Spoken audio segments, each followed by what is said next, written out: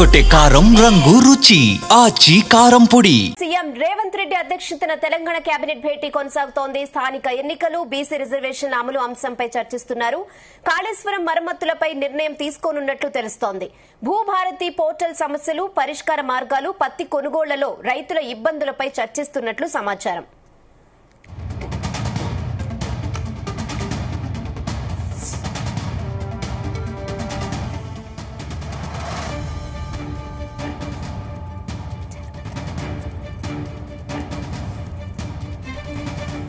ఇదే విషయంపై మరిన్ని అప్డేట్స్ సెక్రటేరియట్ నుంచి లైవ్ లో బ్యూరో చీఫ్ నరేందర్ మరిన్ని అప్డేట్స్ అందిస్తారు.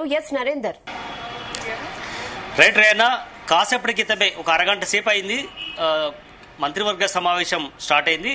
ముఖ్యమంత్రి రేవంత్ రెడ్డి అధ్యక్షతన జరుగుతున్నటువంటి మంత్రివర్గ భేటీలో చాలా అంశాలు ఈసారి భేటీకి రాబోతున్నాయి.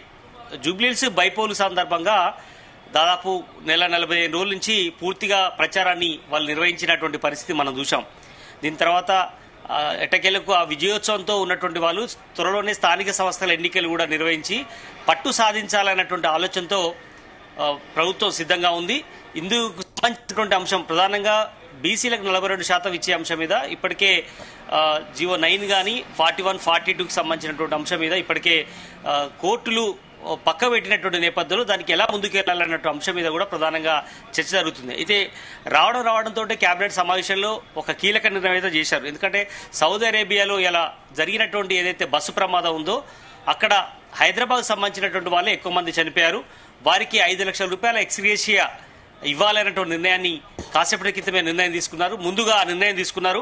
అంతేకాకుండా మైనార్టీ మంత్రిగా ఉన్నటువంటి అజారుద్దీన్తో పాటు ఎంఐఎం ఎమ్మెల్యే ఒక అధికారిని అక్కడికి పంపడంతో పాటు చనిపోయినటువంటి కుటుంబ సభ్యుల్లో ఒక్కొక్కరి కుటుంబాల నుంచి 2 చొప్పున అక్కడికి తీసుకెళ్లి అక్కడే దాన సంస్కారాలు వాళ్ళ సంప్రదాయం ప్రకారం అక్కడే నిర్వహించాల్సిన అవసరం ఉందని కూడా ప్రభుత్వం మైనార్టీ పెద్దలతో మాట్లాడిన తర్వాత ఆ నిర్ణయం తీసుకోవడం జరిగింది. కనుక ఆ నిర్ణయానికి అనుగుణంగా ఇప్పటికే బయలుదేరాలని కూడా చెప్పినటువంటి ఉంది. అయితే ఈ కేబినెట్ నిర్ణయంలో ఇది ముందు నిర్ణయం జరిగింది. ఇక దాని తర్వాత ఇప్పుడు స్థానిక సంస్థల అంశం ప్రధానంగా చర్చ జరుగుతోంది. ఇంతకుముందు మనం చెప్పినట్టుగానే 9 కానీ 41, 40 సంబంధించినటువంటి జీవోలకు సంబంధించినటువంటి దాని మీద ఉన్నటువంటి అడ్డంకులు దాన్ని ఎలా తొలగించుకోవాలి, 42% రిజర్వేషన్ సంబంధించినటువంటి దాంట్లో బీసీలకు ఏ రకంగా మేలు చేయాలన్నటువంటి అంశం మీదనే ప్రధానంగా మంత్రులతో సీఎం రేవంత్ రెడ్డి చర్చ జరుపుతున్నారు. ఇందులో సాధ్యాలు ఏలున్నాయి. ఒకవేళ సాధ్యం కాకపోతే పార్టీ పరంగా 42% రిజర్వేషన్ని అన్ని పార్టీలను ఒప్పించి కాంగ్రెస్ పార్టీ కూడా ఇచ్చే విషయం మీద కూడా అది చివరి ప్రయత్నంగా చేయాలనేటువంటి ఆలోచన చేస్తుంది. ఇప్పుడే బీసీ సంఘాలతో కూడా మాట్లాడుతున్నట్టుగా తెలుస్తోంది.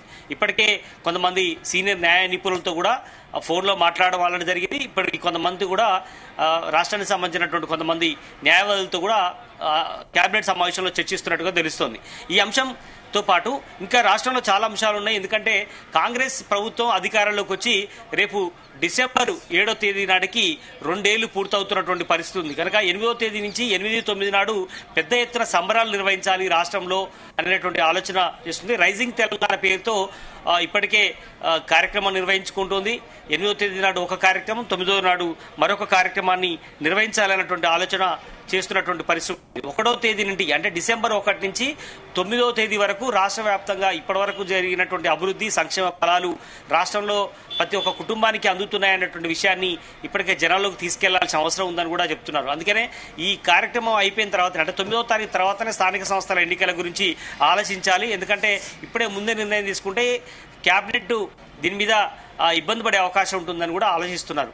దీంతో పాటు అదేవిధంగా అందశ్రీ ఈ మధ్యకాలంలో మనం చూసాం, ఆయన చనిపోయిన నేపథ్యం ఉంది. దాని తర్వాత అక్కడ ఒక స్మారక స్తూపం కట్టాలన్నటువంటి ఆలోచన చేశారు.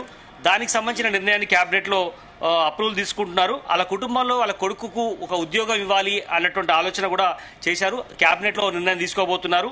అదేవిధంగా గిగ్ వర్కర్లకు సంబంధించినటువంటి దాని మీద ఒక సానుకూలమైనటువంటి నిర్ణయం, సంక్షేమ నిర్ణయాన్ని తీసుకునే అవకాశం కనిపిస్తుంది. వాళ్ళకి ఇన్సూరెన్స్ విషయంలో కానీ అదేవిధంగా వాళ్ళకి ఏదైనా యాక్సిడెంట్ పాలసీలకి సంబంధించి కానీ వాళ్ళకి సంబంధించినటువంటి ఒక నిర్ణయాన్ని తీసుకునే అవకాశం అయితే ఉంది. అదే సమయంలో రాష్ట్రంలో జరుగుతున్నటువంటి చాలా అంశాలు రైతాంగం సంబంధించినటువంటి ఇష్యూలు కానీ అదేవిధంగా కాళేశ్వరం సంబంధించినటువంటి ప్రాజెక్టుకి సంబంధించి ఇప్పటికే దాదాపు 1,00,000 కోట్లతో పెట్టి ఏమాత్రం 1,00,000 ఎకరాలు కాదు కదా, 1 ఎకరానికి కూడా ఉపయోగపడలేదని చాలాసార్లు రేవంత్ రెడ్డి గడిచిన 2 సంవత్సరాలు చెప్తూ వస్తున్నారు. కనుక దాన్ని రిపేర్ చేయించడానికి ఎంత ఖర్చు అవుతుంది, దాన్ని ఎప్పుడు చేయించాల్సిన అవసరం ఉందని కూడా, ఎందుకంటే గత కేబినెట్ లో కూడా ఒక నిర్ణయం తీసుకోవడం జరిగింది. ఖచ్చితంగా ఇది వృధాగా పోవడానికి వీల్లేదు. ఎందుకంటే దాదాపు 75-80 వేల కోట్ల రూపాయలతో కట్టినటువంటి 80 వేల కోట్ల రూపాయలతో కట్టినటువంటి ఈ ప్రాజెక్టుని వృధాగా పోకుండా దాన్ని కొంత మొత్తంలో అమౌంట్ చెల్లించి దాన్ని రిపేర్ చేయిస్తే మళ్ళీ సాగులోకి తీసుకురావచ్చు. ఎందుకంటే తాగునీరు సాగునీరుకు ఉపయోగపడుతుంది అన్నటువంటి ఆలోచన చేస్తున్నారు. అందుకనే పాత ఎల్ఎన్టీ కంపెనీకి కానీ లేదంటే మరొక సంస్థకు అప్పచెప్పైనా దాన్ని పూర్తి స్థాయిలో నిర్మాణం చేయించాలి. ఆ 2 పిల్లర్లు కుంగిపోయిన దగ్గర మేడిగడ్డ దగ్గర చేసినటువంటి దాన్ని మళ్ళీ పునరుద్ధరించాలి అన్నటువంటి ఆలోచన రాష్ట్ర ప్రభుత్వం తీసుకోబోతుంది. ఇది కేబినెట్ లో కూడా చర్చ జరుగుతున్నటువంటి పరిస్థితి కూడా ఉంది. అదే సమయంలో సిసిఐ తీసుకున్నటువంటి నిర్ణయం ఏదైతే ఉందో పత్తి కొనుగోలు సంబంధించినటువంటి దాంట్లో చాలా ఇబ్బంది పడుతున్నారు. కేవలం 10% పత్తిని కూడా ఇంతవరకు కొనలేదు. మిగతాదంతా కూడా గోడౌన్లోనే ఉంది. రైతులు చాలా ఇబ్బంది పడుతున్నటువంటి పరిస్థితి ఉంది. వాళ్ళకి గిట్టుబాటు ధర రావట్లేదు. దీని మీద కేంద్రం నిర్ణయం తీసుకోవాల్సిన అవసరం ఉంది. అవసరమైతే ఒక మంత్రివర్గం ఢిల్లీకి వెళ్లి దాని మీద కమిటీ వెళ్లి దీని మీద గట్టిగానే ఫైట్ చేయాల్సిన అవసరం ఉందని కూడా నిర్ణయం తీసుకున్నటువంటి పరిస్థితి కూడా ఉంది. అదే సమయంలో కొన్ని ప్రాజెక్టు కూడా కేంద్రం నుంచి రావాల్సిన అవసరం ఉంది.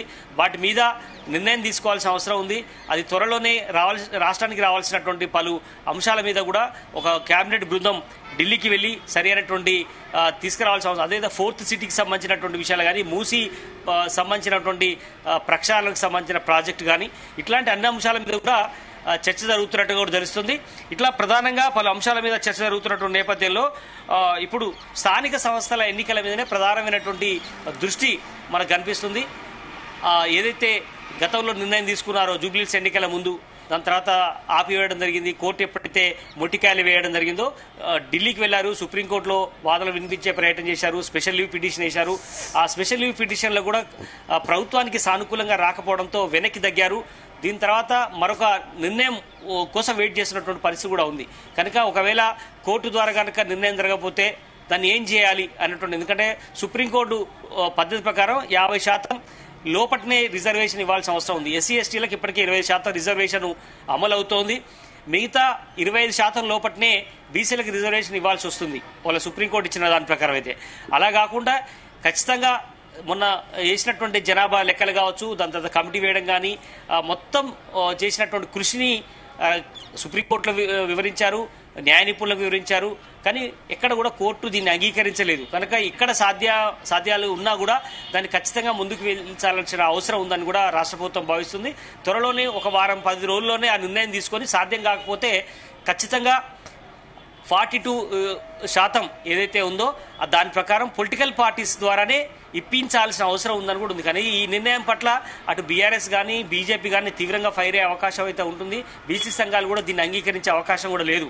ఎందుకంటే ఒకవేళ అలా నిర్ణయం తీసుకుంటే ఒక్కొక్కరు ఒక రాజకీయ పార్టీ వాళ్ళకు అనుగుణంగా ఉన్నటువంటి వ్యక్తిని పెట్టే అవకాశం ఉంటుంది. ఒక్కొక్క సామాజిక వర్గానికి సంబంధించినటువంటి వ్యక్తిని ఆ సీట్లో పెడుతుంది. అప్పుడు మళ్ళీ అగ్రవర్ణాలే గెలిచే అవకాశం ఉంటుందనే ఒక చర్చ ఉంటుంది. కనుక బీసీలకు మళ్ళీ అన్యాయానికి దగానికి గురవుతారు అనేటువంటి చర్చ ఉంటుంది. కాబట్టి ఖచ్చితంగా 42% సీట్లు వాళ్ళకే కేటాయించాలి ఎస్సీ ఎస్టీల తరహాలోనే అనేటువంటి చర్చ అయితే ఉంది. కేబినెట్లో ఈ అన్ని అంశాల మీద సాధ్యాల మీద సీఎం రేవంత్ రెడ్డి మంత్రుల అభిప్రాయాలు తెలుసుకుంటున్నారు.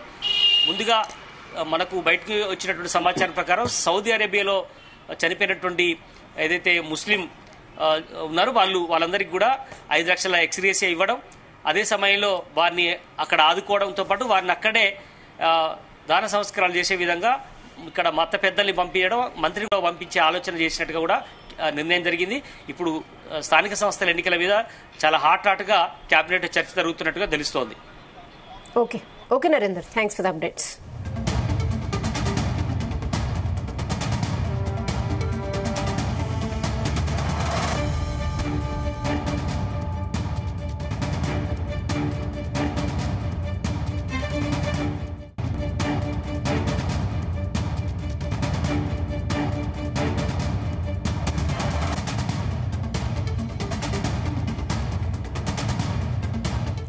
సౌదీ అరేబియాలో బస్సు ప్రమాదంలో మరణించిన బాధిత కుటుంబాలకు 5 లక్షల పరిహారం అందించాలని కేబినెట్ నిర్ణయించినట్లుగా తెలుస్తోంది.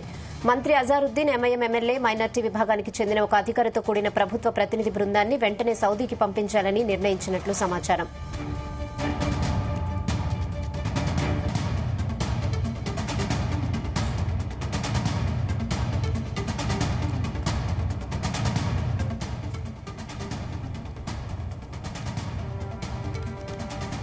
చనిపోయిన వారి మృతదేహాలను మత సంప్రదాయం ప్రకారం అక్కడే అంత్యక్రియలు చేయాలని, బాధిత కుటుంబ సభ్యులను ఒక్కో కుటుంబానికి 2 తీసుకెళ్లేందుకు ఏర్పాట్లు చేయాలని నిర్ణయించినట్లుగా తెలుస్తోంది.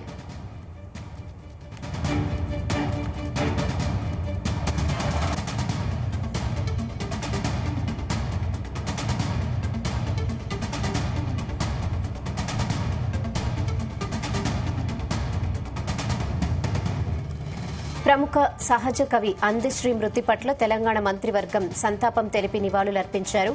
అందశ్రీ సేవలకు గుర్తుగా అందశ్రీ స్మృతివనం ఏర్పాటు, అలాగే ఆయన కుటుంబంలో ఒకరికి ప్రభుత్వ ఉద్యోగం ఇవ్వాలనే అంశాలపై ప్రభుత్వం అనుకూలంగా ఆలోచిస్తున్నట్లుగా తెలుస్తోంది. ఈ మేరకు తుది నిర్ణయం కేబినెట్ తీసుకునే అవకాశం ఉంది.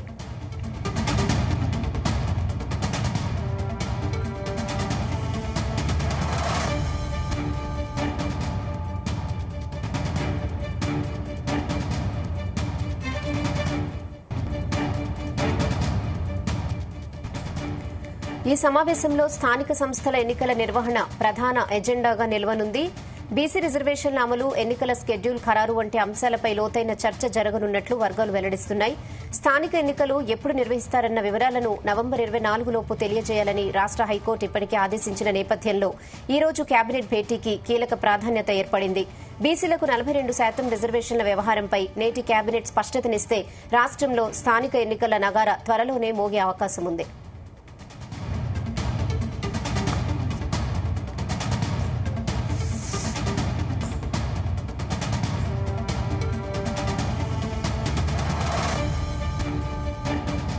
గుమగుమల వంటలే